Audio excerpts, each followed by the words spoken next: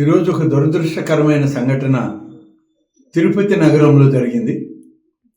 మరొక 24 గంటల్లో ప్రారంభం కాబోతున్నటువంటి ముక్కోటి ఏకాదశి ఉత్సవాలు శ్రీ వెంకటేశ్వర స్వామి సన్నిధిలో భక్తుల యొక్క తమ దర్శనార్థం ఎంతోమంది లక్షలాది మంది ఇవాళ తిరుపతి రేపు స్వామివారి దర్శనానికి తరలి రావడం జరుగుతుంది. ఒక దురదృష్టకరమైన సంఘటన అక్కడ జరిగింది. తొక్కిసలాట 6 మంది భక్తులు వివిధ ప్రాంతాల వాళ్ళు చనిపోవడం కూడా జరిగిందని చెప్పి కలెక్టర్ గారు, ఎస్పీ గారు చెప్పడం జరిగింది.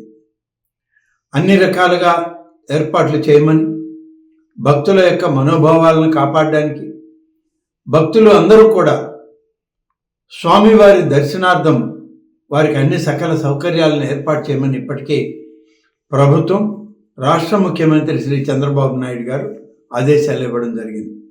కానీ ఇది ఒక దురదృష్టకరమైన సంఘటన ఈరోజు తిరుపతిలో సాయంత్రం జరగడం, దీని మీద చనిపోయినటువంటి కుటుంబాలకు, ఆ వ్యక్తులకు ప్రగాఢమైన సానుభూతిని తెలియజేస్తూ వారిని పరామర్శించడమే కాదు, రేపటి నుంచి జరిగేటువంటి ముక్కోటి ఏకాదశి కార్యక్రమాలను కూడా పర్యవేక్షించడానికి గౌరవ ముఖ్యమంత్రి గారి ఆదేశాల మేరకు నేను రాష్ట్ర రెవెన్యూ శాఖ మంత్రి శ్రీ అనగాని సత్యప్రసాద్ గారు, అలాగే రాష్ట్ర హోంశాఖ మంత్రి శ్రీమతి అనిత గారు అందరం కలిసి తిరుమతికి బయలుదేరాం.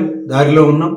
కొద్ది సమయంలో ఉదయం కంతా అక్కడ చేరుకునేటువంటి అవకాశాలు ఉన్నాయి. అందరం కలిసి ముఖ్యమంత్రి ఆదేశాల మేరకు ఈ యొక్క కార్యక్రమాలని పూర్తిగా నిర్వహించడం జరుగుతుంది.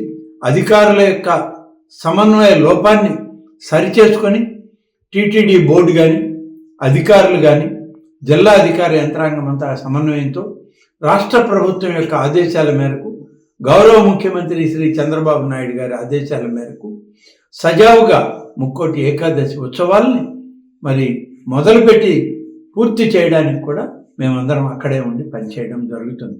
ఇప్పటికే ముఖ్యమంత్రి గారు ఆదేశాలు ఇచ్చారు. దాని మీదట మేము రేపు ఉదయానికంతా అక్కడికి చేరి అధికారులతో సమన్వయ కార్యక్రమాలను చేస్తూ ముఖ్యమంత్రి గారికి, రాష్ట్ర ప్రభుత్వానికి అన్ని కార్యక్రమాల యొక్క వివరాలను అందించడం జరుగుతుంది.